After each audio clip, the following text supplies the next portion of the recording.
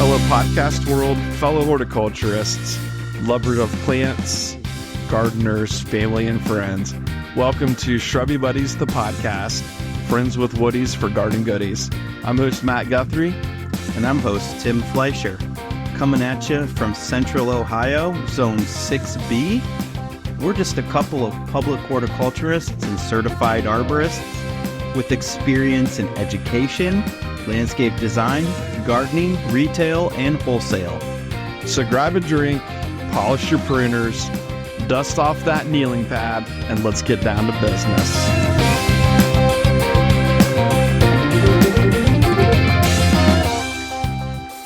Hey, Shrubby Buddies, and welcome to this week's episode of the podcast. I am host Matt Guthrie, joined with Timmy Tom Fleischer. How are you, Tim? This week's podcast, second to the last. Yeah? That's my wrap. Okay. I'm done. How are you? Somewhere. Good. I'm great. Yeah? Yeah. I'm great, too. Recording in your basement. Yep. Sipping on a beer. Ski. Good times. I just ate some dino nuggets with your daughter. That was fun. Yes. It had dino nuggets for dinner. I had dino nuggets. I ate one. Oh, did you? Mm-hmm. Well, they were And really good. I ate a couple tater tots too. Shout out to Chef Megan with the dino nuggets. That woman can Woo. operate an air fryer. Hell yeah, she can. So, I'll say no more. Oh, geez, what is happening here? So, yeah, this is the second to last episode of the podcast, which is kind of sad. But that's okay, because it's going to give us an opportunity to... Just back up. Okay, The second to last backing. episode this season. Yeah, this season. Well, you just said podcast. Okay. Well, people think, oh my gosh. Season 1. Because there's going to be a season 2, and it's going to be banging. Way banging. Mm-hmm. Hopefully we have some changes in, like, a few things. I have some ideas. I have some ideas. We're going to have some special guests. We're going to do the speed thing, right? Mm-hmm. Yeah. Do you know what I'm talking about? No. Like, we're going to do some speed Okay. and just record 10 episodes at once. Oh, okay. Because, like, I don't have the energy to record multiple episodes in a row, just like my normal being. But if you did a drug of some kind? Yeah, but I don't really know what speed is, but I just think it would help me. Okay. Fair enough. You could go with a plant-based drug and do a line of cocaine. Listeners, I'm not doing any of that. Just so you know. Same. Maybe I should edit that out of there. Sorry, Mom. No, you have to edit it out. Okay. Sorry, Mom, I'm not doing anything. Yeah. Full disclaimer, Tim and I are not druggies by any means. But, yeah, so I know we had a couple of user-submitted questions on Instagram this past week. Like, it's only taken 28 weeks of us doing this to get, like, a couple of people outside of, like, the one or two other people that may frequently ask us questions. But yeah, and then we get 2 in 1 week. It's just like, holy cow. whoa, You know? holy cannoli, ay. Hopefully this doesn't take the whole episode, but It won't. let's address them. Address them. So the first question comes from Debbie and Jerry Fleischer. Oh, mama and papa. Yeah, up there in Westlake near Lake Erie. And they sent a question that they have 6 varieties of lilac, most of them old-fashioned lilacs on their property. They've lived there for 42 years and never seen them blooming in the fall, which they are doing right now. It's the fall, and lilacs are classic spring bloomers. So they are wondering, let's see, the oldest lilac bush started blooming again November 12th. Okay. And then wondering if we have any thoughts on the anomaly. So there's a couple things that could potentially be at work here. And the first thing could be drought stress. So when plants get stressed out, well, they can get stressed out for a lot of reasons. But this season, we all know chances are it was drought. And what they'll do is, to conserve energy and to kind of make it through these stressful times, they'll just kind of quit growing and go into kind of a false dormancy. So they'll just kind of go into their winter mode. They won't grow a lot. They might drop leaves. They don't die, but they just kind of conserve energy. And then when the weather cools down and we get some rain, they kind of pop back alive again and they think, oh, it's spring. I just came out of my dormancy. I better do what I do in spring. And they throw out some blooms. Now, chances are all their flower buds didn't open. If all their flower buds open, then you will not have a single flower next year because all those flower buds would have been set. But I'm willing to bet you'll have some blooms next year, just not as many as usual, because those flower buds that open, they're done now. They've bloomed and they won't set again. Yeah. So That's kind of what I was thinking too, was something along those lines. it's also could be attributed to the weather. So if we had a cool down and then a warm up. Yeah. So it has been a warm, I mean, I know where we're at. It's been a pretty warm fall. I mean, it's mid-November. Totally. You know, Thanksgiving's next week, and it was close to 65 degrees today. So it could have been due to a little bit of a cool down back in, late September and October, followed by this extended warm up where it just got tricked again into thinking it's spring and it's time for me to bloom. And or it could be a combination of both those things. It doesn't have to be one or the other. So what's interesting is when we were ending our last podcast in the Arboretum, I noticed that. You noticed that lilac blooming, and I said, let's hold there, because I'd already seen this question. Let's hold there, and we'll address that on our next episode. So, and I've seen it a little bit too. We've got my next door neighbor here has her white old-fashioned lilac is blooming, but I can tell it's not in full bloom. She'll have a few flowers next year. So that's good. Hopefully that helps. Excuse me, Debbie and Jerry Fleischer in Westlake, Ohio. Thank you, Debbie and Jerry. Thank you. Thank you. Mama, tata, mama, papa, mama, papacito. And then we had a question from Mr. Brian Knowles. Let's see. During the last episode, when you were talking about the Chinese spice bush, you mentioned the term air layering. I haven't heard that term before. Can you explain it in the next podcast?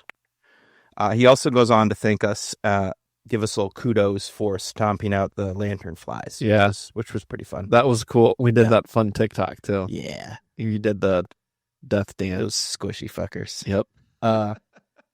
So I did mention the term air layering. And air layering is a propagation technique that you can use in woody. It's often in woody shrubs. So, we can grow plants from seeds. We can grow plants from cuttings. We can grow plants from grafting and some other ways, tissue culture. But another way is you can take a stem and you can cut into it a little bit, make a wound, and you can cover it in some peat moss, some damp material, and kind of tape it around. And what might happen with some shrubs is it'll grow roots, and then you can cut that stem off, and you've got a new plant. And that's air layering. Well, these shrubs often do this, especially when they're growing in an area where there's a lot of leaf litter on the ground, and their branches grow downwards towards the ground. And if they touch the ground just at the right spot, and there's a little bit of a wound, they might grow roots, grow into the ground, and then create more plants. And that's how they colonize. And I noticed that with that spice bush. And then I've also noticed that quite a bit with bottlebrush buckeye. Oh, that air layers itself a lot. So it's kind of it's a little bit of, it's a play on, air layering, how humans intervene to create more plants. It's kind of a natural way where the plant's air layering itself. Yeah. So, but I don't know that the plant refers to it as air layering. Like, I don't know what the plant calls it. Plants don't talk. No, they do not. So, not that I'm aware of. So, who knows what they would call it. No, I think that's a very good explanation for that. Thank you. Yeah. Good job, Tim. Yeah. You must be a horticulturist or something. Yeah. Bill Nye, the science guy, is my name. Nice to meet you, Bill. So, Brian, I hope that answers your question. And I hope that while you're listening to this podcast, you are enjoying a nice Cardinal pizza from North Lewisburg, Ohio. Oh, yeah. He gets Cardinal pizza like once a week. Yeah. Shout out to Cardinal Pizza in North Lewisburg. You think anyone out there is listening to us right now? No. Okay. from Cardinal Pizza. Because I was listening to the sports talk on the way home today. Yeah. Our local guys we like, Common Man and T-Bone, and they talk about how there's just always food in the building. Yeah. Because these places, we'll bring them food, hoping that they mention them in the air. So hopefully someday we can be to can- where we've got we can people get to bringing that. us food. But we're just recording a podcast in your basement, and DoorDash shows up, and it's just like, here, yeah, food, beer, whatever. we'll mention you. Hell yeah, we will. Yeah. You know, we've never talked about like sponsors, right? Mhm. Like, Mm-hmm. I know we joke about stuff at work, but Bob Burby, it was like, dude, we want to be your first sponsors. I'm like, what's that even mean? I don't even know what it means to be a sponsor. Like what? Like, I mean, I feel like we're giving Burby Bulb Company and Dutch Mill like shout outs like crazy. You know what I mean? Like A lot of free advertising. you don't have to give us nothing for us to talk about you, Bob. Well, maybe they should, because I'll bet since our podcast started, their sales have spiked through the roof. You think that he should hook us up with like some tulip bulbs, Maybe, or just a pizza. T-shirt, or pizza? Like- He's a pizza guy. Okay, so you give us pizza, and Bob, we'll talk about. let's get some pizza and beers and just have a plant talk some night. Me, you, and Bob, Okay, on the mics or on or off, it doesn't matter. Okay. It'd be a good time. So cool. So I hope that answers the questions. Debbie and Jer Bear from Westlake, Ohio, and Brian Knowles from the West Liberty, Ohio area. I think that he's in West Liberty. He's out that direction. Anyways, Go so Tigers. this week's episode, we are going to hit on houseplants. Not necessarily like all different types of houseplants and all the craziness that's in the houseplant world, but we've never done a talk about houseplants. And, you know, there's time for that. I'm trying to figure out like a good houseplant person to have on here that we can really dive deep into that subject with. But with it being winter now, we wanted to kind of hit on caring for your houseplants through the winter time. So that's what this episode is, right? Tim? Right. Yeah. So Sorry, I was looking at something, distracted. yeah, no worries. So yeah, we want to talk about houseplants, how to care for them through the winter, just some tips and tricks and things Just the tips. to get your plants through the winter time. So I know for me personally, a lot of my houseplants get brought outside late spring, early summer when it starts to warm up, when the threat of frost is gone and freeze, and you know, maybe the nighttime lows are like dipping down to 60, but anything lower than that, I'm probably not bringing them out. Like if it were to hit like 55 or 50 for a night, like I'm probably not too concerned, because especially on my patio, like they're a little bit protected, but I wouldn't want them out there for long extended periods of time, that temperature. But so they're all brought in now, and they're all kind of put where they're going to be for the winter time. But we just wanted to share some of what we recommend doing with your houseplants, because I know I get questions about it sometimes. We're not houseplant experts by any means. Tim will claim that he knows nothing about houseplants. I know nothing, Lebowski. So, But just real quick, just a little disclaimer anyways. I am not very good at growing houseplants, so I've become disinterested in them. If I see somebody with a nice group of houseplants, I say, "Oh, that's pretty. I like that." But I don't have interest in doing it myself. yeah. That said, I am totally interested in plant biology and how plants work. So it's fascinating to me. And I think a good place to start here is Matt mentioned that he brings in these plants when it gets to be a certain temperature. And there's reasons for that. So if we set aside things like cacti and succulents, which are dry loving plants, often come from the desert, most of the house plants are tropical rainforest type plants. In fact, understory plants even, because, if you think about houseplants, they're not getting blazing sunlight. Just ever. No. They're not. No matter how bright you think your window is or how bright you think your light is, it's nothing compared to direct sunlight. Yeah. So most of these houseplants are like tropical understory plants. And that's why they have the big colorful leaves, and oftentimes anyways, the big colorful leaves to catch the dappled sun.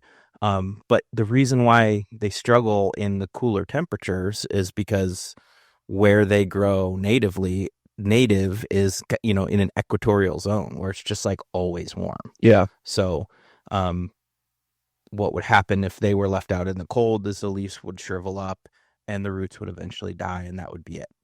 They just don't have the genes for it. Dunzo. Bye. Yeah. So I just wanted to back up and mention that real quick. Yeah. So thank you for that, Tim. That was great. I got some tidbits along the way. So what I do, I guess I'm going to be talking from my kind of more what I do and what I do that works. And, I've learned a lot over the past few years about houseplants. I've personally asked a lot of questions, and I like that sound, and I have researched a lot, read a lot, but there again, no expert by any means. But so what I do when I bring my houseplants in is the first thing that I'm going to do when I bring them in, I'll bring them in like one by one. I have all of mine in my bathroom. I have a pretty large bathroom with like a nice garden tub that they all kind of sit around near an east-facing window, so it's probably not getting the amount of natural sunlight that they would typically want, being that they're facing the east. Not to mention my backyard's a lot of big shade trees, so they're getting even less light. It's more filtered sunlight, so I supplement all of mine with indoor lighting. Is it? But it's not the lighting that just is in your bathroom fixtures, right? Well, it is in your bathroom fixtures, but you put special bulbs in. Yes. So I put in nice fixtures that kind of hang down off of the ceilings in the bathroom, and I put in, I spent some money on some nice full spectrum LED bulbs, not just like the cheap $3 bulb you can get at Home Depot or Lowe's, but I think they're Philips brand, if I remember right. Really nice LED bulbs. So is this something that mimics natural sunlight a little better than like, say, your standard incandescent or whatever you're using in your home? Yeah, and it's going to have that red and blue wave spectrum in the light. Not necessarily visible to the eye, but it is there. So anyway, so I do have the not natural lighting on them, LED lighting. But what I do is I bring them in, and I'll take each plant and I'll kind of go through it, kind of clean it up so it's been outside. Maybe it's got some acorns in it. I'll pull that stuff out. Or if any weeds have grown, kind of up into the foliage for whatever reason, I'll pull those weeds from out of the soil. And then I'll kind of go through and I'll look at the leaves and I'll look for potential insects that I may be bringing in. And I'll get rid of those. I wipe the leaves down really good, prune off any dead foliage that may be on there, or like foliage that's not looking very good, because I don't want that bad vibe with my houseplant. So I kind of go through them all. I try and wait to water them, give them a good watering before I bring them in. So I want them pretty dry when I bring them in, and then I bottom water them in the bathtub.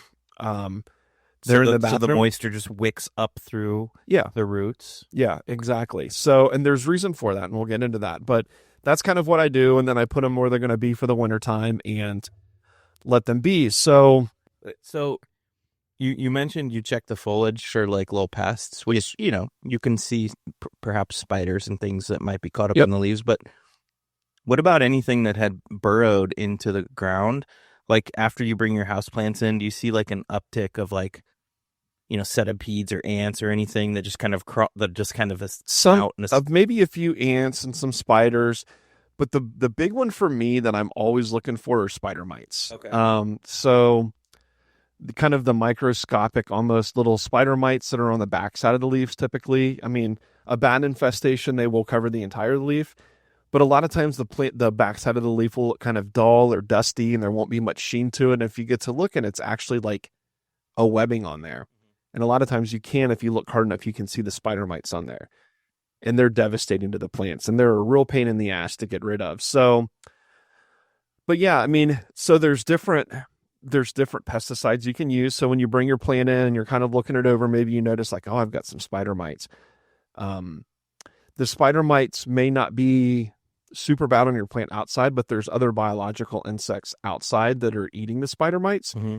But when you bring your plants in, you're not, those insects aren't coming in with them necessarily. So, like you're not, maybe, I don't know what all eats spider mites. Brenda would kill it with that. But like in our greenhouse, we release, funny enough, we do release lacewings, but we release, predatory mites. Okay. So we release mites that are not detrimental to the plant because they eat mites. Yeah. and those eat this. They do a really good job with the spider Yeah. mites. But again, they're not just going to be in your house. Yeah. So I use neem oil. It's kind of got a little bit of a smell to it, but I use neem oil and kind of wipe the leaves down with the neem oil, let it sit. You can use horticultural oils also. Just anything really that's labeled for houseplants. Can you mix up the neem or horticultural oil and spray it? Yeah. Okay. That's how I do it. I mix them up into, I have 2 just cheap spray bottles that I mix them into. I buy like a concentrate where I little bit of neem oil, add water, shake it up, and I use that. You can also get like systemic insect killers that you put on the soil that would water in. Plant uptakes it, insect bites into the foliage of the plant, ingests the pesticide, and Goodbye. dies. So systemics are an option, and they do make systemics for houseplants. Just be careful because those aren't going to be for like your limes and your lemons, so your citrusy plants that you would be bringing in and potentially harvesting fruit off of, because that systemic's going to go throughout the entire plant, fruit included. So, And I suppose if it's a plant that you have pets that like to nibble on, yeah, you wouldn't want to use a systemic on it. no, you wouldn't want to use a systemic on it. So, Did I say plants that like to nibble on? pets Pets. that you like to Did I nibble say on the pets? plants? I don't know. Maybe. If I said plants, I meant pets. Yeah. And then also like fungus gnats is another one, and that comes from watering. So in the wintertime when you bring your plants in, they're naturally they're just going to be using less water. So maybe they're not like full on dormant, but they definitely are going to slow down for several different reasons. So they're not going to be using the amount of water that they were like outside. So what I see a lot of times with people is the overwatering of plants, especially through the wintertime.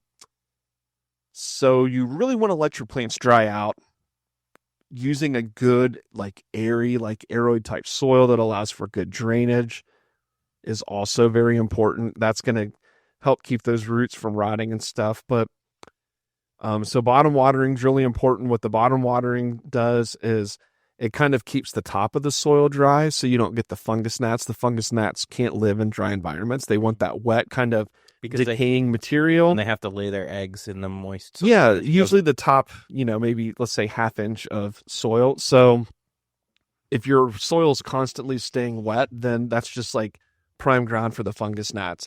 I haven't tried it, but I've read that like sprinkling cinnamon in the soil or on the top of the soil will help, because I guess the fungus gnats don't like that. But I've never tried it, so I think, and I think the big thing you're trying to push home here is you really can cut down on the fungus gnat population if you keep things properly watered. yeah. And this translates a little with me with potted plants outside, in that you can't just look at the soil and tell if it's wet or not. You have to put your finger in it. Yeah. And oftentimes with these house plants, the soil on top will get will kind of turn colors because it's old, and it might look wet or it might look dry, one of the two, but underneath could be a whole different story. Yeah. So you really need to get your finger in there. And I'm not a big fan of like fancy water monitor instruments or these gimmicky things you see on TV where you like put water in it and turn it upside down and it will slowly release the right amount of water in there. No, just put your finger in it, and if you can feel moisture, you pull some soil out and there's any moisture in it, then don't water it. Good. Yeah. And houseplants are very, very like tricky with that, because they will get root rot and they will die. Like I have experienced that. Yeah. I know anyone that's got houseplants has experienced that. And I think what happens is you have a houseplant and you water it. And you water it again because you think you're supposed to water the plants. And then the plant starts to look sad or something. So you water it again. You think, okay, I need to water it.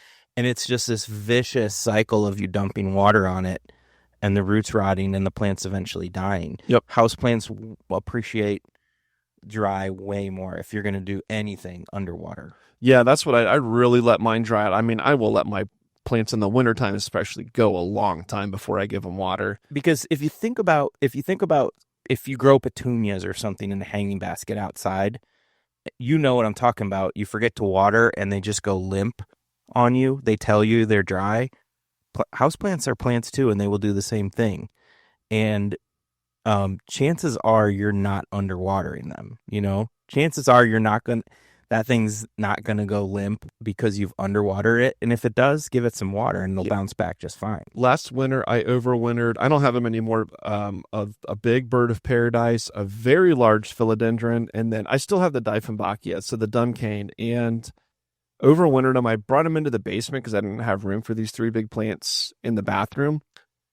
And I think I brought them in like October maybe, and brought them back out like late May, early June, and they got watered maybe 3 or 4 times through the entire winter, and they did perfectly fine. So, and what also amazes me is I know where those were, and there's not a single window in that basement. No, they had just a cheap fluorescent light on them. They did fine. Yeah. They just needed a little bit of light while they were dormant down there. But so watering's a big one. Bring your plant in, checking for insects. Cleaning up your plant and stuff, getting it ready for its home for the wintertime. Once it's in its home for the wintertime, any insect issues that you may find along the way, systemic insect killer, neem oil is a real popular one. You'll hear neem oil talked about a lot just because it really is a pretty safe oil to use in the house, or the horticultural oils. Bottom watering, so the watering is extremely important once it's in its area. These plants aren't using the amount of water, so don't water them too much. Like, we cannot stress that enough. Like, back off on the watering big time, because these plants have also slowed down growing, so they're not using as much water. And what goes along with that is having pots with good drainage. Good drainage. So the soil too with good drainage. Absolutely. But I see so many times when, we're out and we're shopping, and there's these high-end stores are selling these cute pots, but there's no drainage holes in them. And unfortunately, they're like ceramic pots that you can't drill through. You can't just drill a hole, or you're going to crack it in two. And you have to have the drainage holes, or that's just a death sentence. So I don't care how cute the pot is, figure it out, get some drainage holes. And, that's where you could water them in your sink, because I know you're not going to water it and it's going to drip all over your floor. Or a lot of them come with a saucer, or you could set them in some sort of dish. Or like you said, put the plant in a dish, put the water in the dish, and let the roots take it up from the bottom. Yeah, so what I do is, because mine are in my bathroom, and maybe you have a big bathtub that you could do this with. I just will set mine in the tub, close the stopper on the tub, and fill it up with water. Now, also, I will mention with the water, you don't want cold water. You want this water to be like not hot, not cold, but more like room temperature type water. And I'll just fill the bathtub up with water to where it's like an inch or two above the bottom of the pot. Mm-hmm. So I know that, the water can be taken up through the drainage holes. And I'll walk away from it for like 3 or 4 hours and just say, all right, set it and forget it. Set it and forget it. And then I come back, drain the water out, pick the plants up, let them kind of drain off the water, and they're done. I'd like to take a good bath with your house. With my house plants, you can. The problem is, though, I need more than an inch of water, or I'll get cold. Well, maybe just the house plants around you. You can just take a nice soak. I see where you're going, but I kind of want to be in the tub with. Oh, I'm sorry. Okay. I have showered with the houseplants before. Have you? Well, so more. Is it? Yeah, so I'm getting into that. So juicy. So is this a pro? Well, we have an explicit tag. So yeah, it's explicit. Oh, it's not getting just. Oh, there was nothing. I'm not. No inserting. None. Okay. No plant insertion. Okay. No rubbing of anything on the plants. I thought I knew you. So, God damn it. Where am I at with this? Okay, so watering, yes.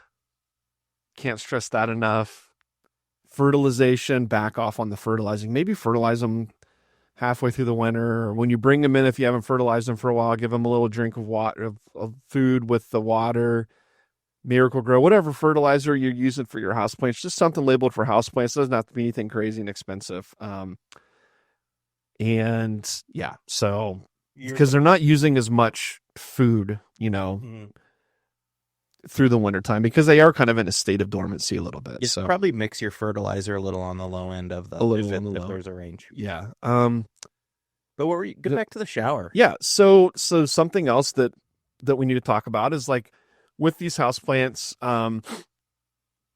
another way of removing insects is with water, right? Spraying the plants off. I have a nice big stand-up shower that I can set a couple of plants in there if I need to, and I'll just pull the watering wand off, off of the shower head and just spray leaves down.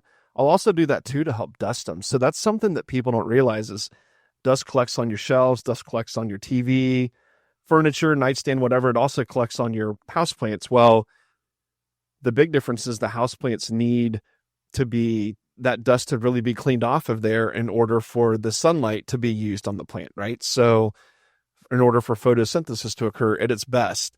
So, dusting the leaves is very important. Yeah, as plants respire, they let gases out of their leaves, they let moisture out of their leaves, and I would assume that gas would clog up those. We can't see them, but the leaves and stems have little holes that release gas and intake gas, and that will clog it up, right? Yeah, probably so. Yeah. So just allowing the light to get to the leaf too. Do you need to buy special wipes? Because I know they make them, but you don't necessarily need it. I know that there's like some recipes online. You can make your own leaf spray and leaf shine or whatever, and you can buy leaf shine and dusting spray at the store. All I do personally, because it doesn't have to look like it's got a coating of polyurethane on it for me. I just like the natural shine of the leaf. Mm-hmm. So I will a lot of times just take a wet, like cotton rag, wring it out so it's just damp, and I'll just go through individually and wipe leaves off that way. Some of the plants, like the ones that I've taken into the shower with me, would be like some of the pothos and vining philodendrons and things that have just got a million leaves on them. And it's like, damn, I don't want to walk through and like wipe all of these leaves off. I'll pull them in there with me into the shower, and I'll just spray them off with the watering, the shower wand or whatever, real good. And that helps dust them. So that, that could be an option too for kind of cleaning up your plants for dusting and stuff. But I think that that's something that a lot of people overlook is like dusting their plant leaves, and that's a very important thing too. So, and since you were talking about a shower, I hate to keep harping on the shower, but the plant biology in my head wants to mention the humidity. Yep. And again, let's set succulents and cacti aside because they typically live in very dry environments without humidity. But these tropical plants that grow in the rainforest, I've never been to the rainforest, but what I understand is it's hot and humid. Yep. Lots of moisture in the air. So if you're trying to mimic that environment to keep that plant healthy, if you have houseplants in a bathroom, perfect. Don't have the exhaust fan on, run your shower on super hot, and just let it run for a while and create all that humidity in the air periodically. If your plants aren't in the bathroom, correct me if I'm wrong, but I think like a water bottle, a spray bottle with mist some water just around the plants, on the plants and around the plants to kind of create a little humid micro environment right around the plants. Yeah, so there's several different ways of doing it. You're right, plants in the bathroom, and that's one of the reasons why I overwinter mine in the bathroom. One, I have the space for it, and it's very pretty in my bathroom because I have that big garden tub. But also bathrooms just tend to be a more humid environment because you are taking hot baths or hot showers, and a couple of those hot showers a day, so the humidity just kind of tends to build more so in the bathroom than it does, say, in a living room or, in your kitchen or whatever, even though they're probably going to be seen more in those areas. Overwintering in those areas, you're right, a misting type spray bottle. I bought like an ortho one that's battery powered, so I can fill it up with water and just hold the trigger down, and it just will put a nice mist all over the plants. If you're misting your plants, you say you're keeping your plants in a living room that's super dry in the winter, how often would you recommend? Daily. Okay, so yeah. So I think that's something that probably, at least I know I wouldn't be doing. So I'm sure a lot of people aren't doing that, but that could go a long way. So I say daily. The plants are going to do better daily. Now, plants like pothos and a lot of the philodendrons. So a lot of these plants that people are buying will tend to do pretty darn well, even if they're not getting misted daily through the wintertime. Even if you never have misted them or if you don't dust them off, they're probably going to be okay. They're just really, really tough, resilient plants. And like the monsteras, there's plants though like calathea or like the rattlesnake plant, I think is what people call it. Like those things need to be like, they need high humidity, like misted daily. So So that's a chore, or you can run a humidifier. Mm-hmm. You can get those like kids humidifiers or whatever. If you have an area where all your plants are kind of bundled up together, when you bundle the plants up together too, they kind of create like a little bit more of a humid microclimate in that area. Okay, And if that's you had like interesting. a humidifier in that area, that would definitely help. But yeah, just like a cheap spray bottle goes a long way with just some water in it. Like I said, I have that Ortho one that's electric. You can buy a lot of different ones, but keeping them misted. Another thing people do too is they will fill up trays or bowls and put like some sort of a rock in it, whether that be like lava rock or pebbles or leca, and they put water in it and they just set it there. And as the water evaporates into the air, it creates, higher humidity in the area. So that would be another option, would just be kind of creating your own little natural humidifier. So, Yeah. I'm allergic to high humidity. yeah. Well, yeah, you're allergic to that like 70-80% humidity. Yeah. But we're talking like houses in the wintertime will dip down into like 20 and 30%. And these plants need to be up there, like 50% humidity and up, because like you said, they're in a tropical environment. And if you have plants on poles, like whether that be a moss pole or a wooden pole, if you want those roots, those aerial roots to really grip onto the pole, like you need to really mimic what they experience in the jungle, which is high humidity. So those poles and that moss has to stay wet, or I like how you said jungle. or those roots aren't going to grow. Like there has to be moisture there, right? So, Right. But yeah, so those are all kind of things that we need to take into account. So humidity, the proper watering, keeping them dusted, just keeping them clean, checking them periodically through the wintertime for insects. Just because you bring them in today and you look and you don't see them doesn't mean that they're not there. So like I check them periodically.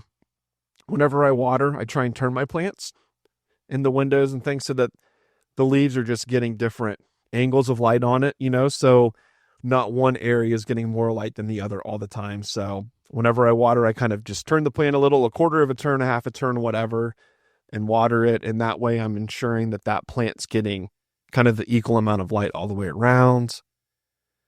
Let me go a little bit different direction. Maybe you can answer this because you have dogs, and maybe you can't because you can't. I don't know. But I have friends. I'll specifically mention Kelsey. Kelsey and Chris have cats, and Kelsey loves growing indoor plants, and she has issues with the cats either nibbling on things or just evacuating the soil from the pots. So she does things like I think, if I remember correctly, like wrapping foil around things. Yeah.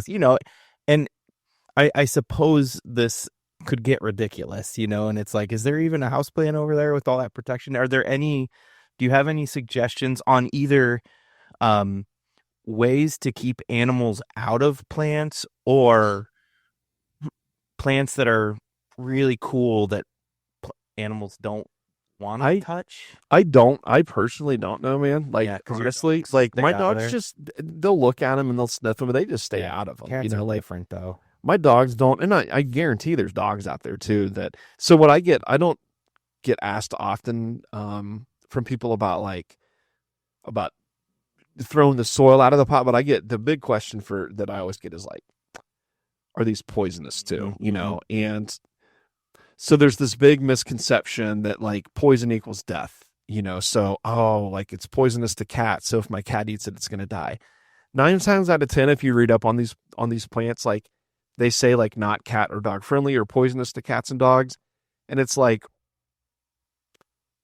it might make them throw up, or it might make them have like some diarrhea or something, like that sort of a thing, more of just kind of like an upset GI, but typically not death. I mean, there are some plants that probably would kill them, but I don't know. It's kind of like the idea that, yes, like apple seeds do contain a small amount of poison, but you'd have to eat like 1,000 apples to die. Are you kind of saying that? Like, kind of, but I mean, some of this stuff is probably poison enough that like if they ate a leaf, it would make them have a pretty upset belly. I mean, if you ate 3 or 4 apple seeds, you're not getting an upset belly, right? So I'm not. But yeah, just just know that chances are it's not going to be something that kills them. So I've been eating 3 or 4 apple seeds a day for the last 17 years, just building my immunity. Yeah. So someday you can just eat 1,000 of them. Yeah. So one day I'll just eat 1,000 apples and their seeds. Yeah. There you go. So one last thing I'm going to hit on with the houseplants. We've kind of gone over watering, insects, just kind of overall cleanliness of the plant and fertilization and all of that. Is just maybe take this as an opportunity to prune the plant a little bit. So maybe you have some pothos that are just coming out of the summer. These things have just put on feet of growth and they're long, leggy, and you're like, okay, like this thing needs to be like have a haircut or be trimmed back, or some of the vining philodendrons, anything really that you want to have cut back. So now would be a good time to prune them. Clean pruners, use good pruning techniques on them. But what I typically do, what's fun, is when I cut my stuff back, I always propagate it. I'll throw some stems in like a jar of water. I've started doing this kind of like, I wouldn't call it like hydroponic, but it's using like leca, lightweight expanded clay aggregate, where I put the cutting in the leca and suspend that into like a mason jar with water in the bottom. So the water's just kind of hugging the bottom of that leca, and the leca actually pulls the moisture up to around the plant. So it's getting wet, but it's also very airy. So there's a lot of oxygen, which is what those roots want, right? Like lots of oxygen, lots of air, lots of water. So they propagate really, really well in the leca. So I'll grow this stuff and then give it to friends, family, whoever wants a house plant. I'll just give them away. I don't sell them. So I want to say something now here. Mm-hmm. When you propagate cuttings from houseplants, those are genetic clones. Yep. Of the plant. So if you're listening and you do this, please stop calling them babies. I hate it when people call them babies. Oh, my babies. Like people on Facebook selling walls, they're like, selling pathos babies. Yeah. I hate it. They're not, first of all, they're plants. It just sounds stupid. Yeah. Okay? They're not babies. They're clones of the plant. You could call them cuttings, rooted cuttings. You could probably get a few more bucks off of them if you called them genetic clones or rooted cuttings, but you're like, plant babies for sale. It's so fucking stupid. Technically a plant's babies are the seeds. Yeah. Okay. So if you're selling seeds and you want to say babies, I don't like it, but then at least you're being a little more accurate about it. But yeah, just stop. For sure. Sorry, I had to. That's okay. I'm done. Yeah. So you wanted me to say leca. Leca. So leca, I've started using leca over the past couple of years as a way for propagation and also a way to grow plants. So I will actually use the leca as the soil, and it's going to sound crazy, I will use the leca as the soil in a pot that doesn't drain, a glass vase, for example. So what I'll do is take a rooted cutting out of leca that has seen zero soil, only water. So they're very, very clean, fibrous roots. They look like long strands of cotton, just fluffy white. Did I say green? White, fluffy white cotton roots, right? And I will put those into the leca, into like a big jar of leca, and I will fill that up with water. Not all the way up to where the water is submerging the roots, but I'll fill it, the jar halfway up with water. And the water has to have food in it because it's not in soil. It's a soilless media. So there is no nutrients in the leca. So you just mix some nutrients into the water. And I tell you what, plants thrive in leca. But it's just kind of like these little round, like lava rock balls, kind of is best that I can describe it. And the water needs changed. Yes, so the water does need changed, probably not as frequently as you think. Okay. But they will, so depending on the type of vessel you have it in, if I use clear jars, so the clear jars will eventually over time get algae growth on the inside, completely a cosmetic thing. The algae growth isn't going to actually hurt the plant. Yeah. But I will periodically pull the plant out of the leca, dump the leca out, wash the leca off, clean the inside of the jar, put it all back in, fill up with new water and new fertilizer, and go from there. What often happens when you have your house plants in the soil that stays too wet is you're creating an anaerobic environment in the soil, which means basically without oxygen. But when you have the plants growing in the water with the leca, there is enough oxygen in there to keep things from rotting. Yeah. So, and that's what I'm saying is like a lot of these roots aren't even underwater because the leca wicks water up. It pulls that water up to the root area, to the root zone. So the leca, the balls themselves are wet. So that's just enough water for those roots and just enough food that they kind of like will latch onto that leca. But it's so airy inside of there. There's so much oxygen, which is why these roots just like explode inside of there. But yeah, I mean, it's kind of mimicking, if you think of the way like a philodendron or the way these pothos would grow in the wild, is these things are typically vining type plants. So they get these kind of like these air roots that come off of them and will cling onto the bark of trees, where that bark's got just enough water to give them the nutrients and the water that they need. But and there's a lot of orchids like that too, yeah, right? But it's just airy enough. Yeah. It's what you're trying to do is mimic that sort of thing with the leca. Okay. Fantastic. And leca's also cool. Like we talked about pots having good drainage in the bottom, right? You can do a lot without any drainage by creating a false bottom. And I've done that with like terrariums and some houseplants where I've actually layered in 2 or 3 inches of leca in the bottom and then built soil off of that. That way, when you water, the water runs through the soil and it kind of holds itself in the bottom of the pot or the bottom of the terrarium in the leca itself. You still have to be careful about overwatering, like you really want to go long periods without watering if you are using a pot, but that allows for the good drainage off of the soil by creating that kind of false bottom and creating a leca only layer that kind of holds the water. It's like a holding spot for that water. So, okay. So what you're saying is try not to overwater ever, whether you leca or not. Thank you. How have you been thinking about that all night? No, just about 10 seconds. Oh, okay. Nice. So, yeah. I don't know, man. I mean, I think that we kind of covered our basis on what to do for the winter. If we missed something, please reach out. Like I said, we're not experts. Yeah, that was just a good basic primer for people who like houseplants. And yeah, maybe I said something wrong, or we're doing something wrong, or something that you don't agree with, and please by all means let me and Tim know, because like I said, we're not experts. I'm still like, it's not Tim's thing necessarily. I'm very interested in houseplants and I'm always trying to learn more, and I want to learn more. I love my houseplant collection. So if I said something wrong or you're doing something different than I am that's like really working for you, please reach out and let myself know or let Tim know, and that way I can change up the way I do things and we can pass that information on to others. But that's just kind of the routine that I have with the houseplants. Some of the things that I'm thinking about in the wintertime and I'm looking at.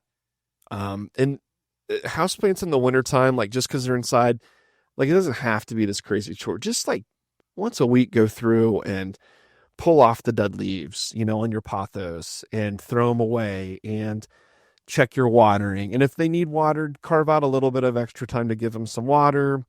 Otherwise, just mine are in my bathroom. So like I'll turn my shower on, and while my shower's warming up, I'll grab the mister bottle. Even though they're in the bathroom, I still mist mine every day. And I'll just tint them all real quick with some mist. Boom. And then I'm done. It takes a couple of minutes to do while the shower's warming up. And then that's that. And pulling off those dead leaves is really important for a couple of reasons.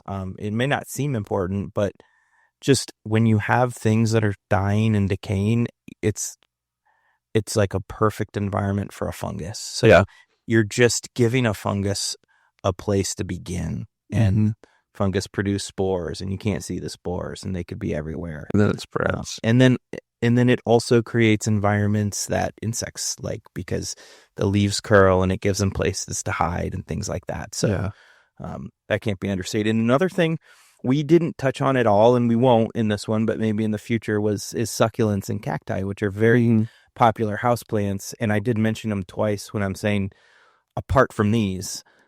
So because those are very different than most of the stuff we were talking about today. Absolutely. So, Probably, and usually succulents and cactus is people's first step into houseplants because they can be very rewarding and very easy to maintain and take care of as long as you just follow a few simple rules. they can be unless they're in this house. Okay, unless they're in your house. So, but yeah, we'll have to do a talk, next season on those. And I would love to get somebody on the podcast that really knows a lot about this stuff, so I could even learn something. But, yeah, but good hit on that, getting the dead leaves off. I heard a thing when I first started getting into houseplants. I was watching an Instagram reel and somebody was going through their routine with houseplants in the winter, and they were pulling off like dead yellowing pothos leaves. And some of them were like not quite dead, but didn't look quite up to par. And they were like pulling those off, and they're like, good vibes only, and it kind of hit me like, you know what? Like I have these plants in my house because like I want happiness. And, if it's something, I want that, like that happiness inside the house with me, like seeing these plants makes me happy and all this and that. And if I've got like these dead or yellow, maybe not dead, but like yellowing leaves, like it just kind of takes away from that vibe. So I always want them looking good. So well, like I'm always picking off like life's something too short to have half dead leaves on your houseplants. Exactly. And the damn things grow so fast. That's another thing too. People like, don't be afraid to cut on these things. People are always like, oh, I don't want to cut on that because I don't want to hurt it. And it's like these pothos and the philodendrons and the monsteras and things, you can hack the shit out of them and they are immediately going to start putting out new growth. I mean, I have cut my stuff back to the soil level I don't know how many times, and I cut them back, and within a week, these things are just pushing new growth like crazy. So yeah, much like the perennial plants we talk about. Yeah, so don't be afraid to prune on your houseplants either, because they really respond well to pruning. And unless you got one of those like super expensive ones that you bought, maybe even those. Really? Yeah. Oh, that would scare me a little bit if I like put a real investment in something. No, I mean, no, I cut on that stuff too. Like one of those. How do you think variegated super special?